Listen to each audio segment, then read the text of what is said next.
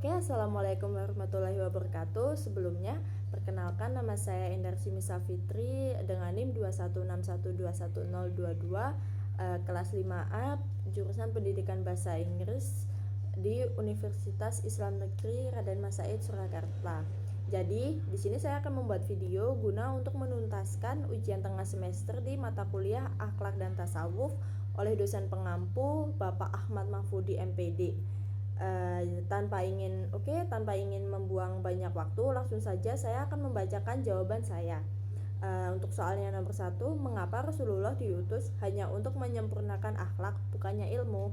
Jadi, menurut pengetahuan saya, sejarah keberhasilan dakwah Rasulullah juga karena akhlaknya. Sebagai Rasul yang diutus untuk menyempurnakan akhlak, beliau telah memberikan teladan kepada umatnya secara sempurna. Seluruh sisi kehidupan Rasulullah adalah akhlak yang mulia. Ilmu memanglah sangat penting dalam kehidupan umat manusia, khususnya umat Islam.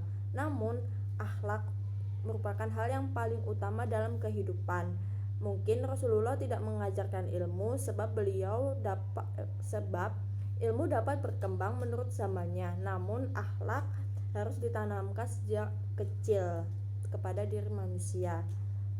Jadi menurut saya, orang yang berakhlak mulia sudah pasti berilmu, namun orang yang berilmu belum tentu memiliki akhlak yang mulia, seperti itu.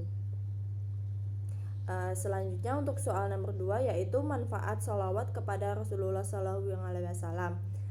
Jadi bersalawat kepada Nabi Muhammad SAW adalah suatu tindakan ibadah yang dianjurkan dalam Islam. Meskipun Rasulullah SAW adalah seorang manusia yang dianggap maksum atau bebas dari dosa. Dalam keyakinan Islam, ada beberapa manfaat penting dalam bersalawat kepada beliau. Manfaat itu antara lain yang bersatu yaitu untuk penghormatan. Bersalawat kepada Rasulullah adalah cara untuk menghormati dan menghargai beliau sebagai utusan Allah dan pimpinan umat Islam. Dan yang kedua yaitu pengikatan umat. Sholawat kepada Nabi adalah tanda persatuan dan identitas bagi umat Islam. Nah, yang ketiga yaitu mendekatkan diri kepada Allah. Sholawat kepada Nabi SAW adalah salah satu bentuk ibadah yang dianjurkan dalam Islam. Dengan melakukannya, umat muslim mendekatkan diri kepada Allah dan berusaha untuk mendapatkan rahmat dan berkah dari Allah SWT. Dan yang keempat yaitu contoh dan tauladan. Sholawat kepada Nabi SAW juga mengingatkan umat Islam agar teladan dan ajaran yang diajarkan oleh beliau Nabi Muhammad SAW. Dan yang terakhir yaitu pembersihan diri.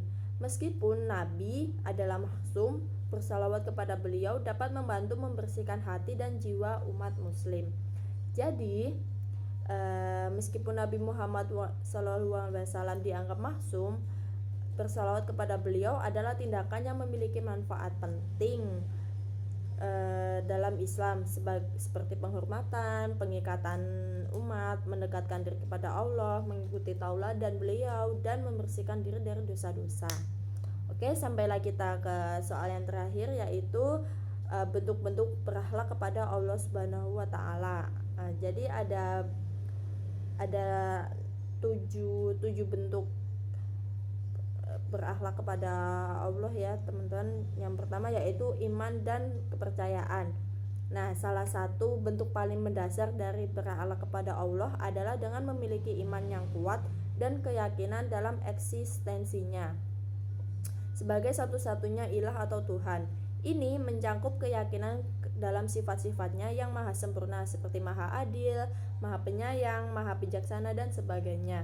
Nah, yang bentuk yang kedua yaitu ada taubat. Taubat adalah bentuk berakhlak kepada Allah melalui penyesalan dan tobatan atas dosa-dosa yang mungkin telah kita lakukan. Ini menunjukkan penghormatan kepada keagungannya dan keinginan untuk memperbaiki diri. Dan yang ketiga yaitu ibadah. Meskipun Allah tidak memerlukan ibadah manusia, ibadah adalah cara untuk mendekatkan diri kepadanya dan mematuhi perintahnya. Ibadah mencakup sholat, puasa, zakat, haji, membaca Al-Quran, dan sebagainya sebagai bentuk ibadah lainnya. Dan yang keempat yaitu ada syukur. Bersyukur kepada Allah adalah bentuk berakhlak terhadapnya. Ini mencakup mengakui dan mensyukuri nikmat-nikmat yang diberikannya kepada kita, termasuk kehidupan, kesehatan, rezeki, dan banyak hal yang lainnya. Dan yang kelima yaitu mengikuti perintahnya.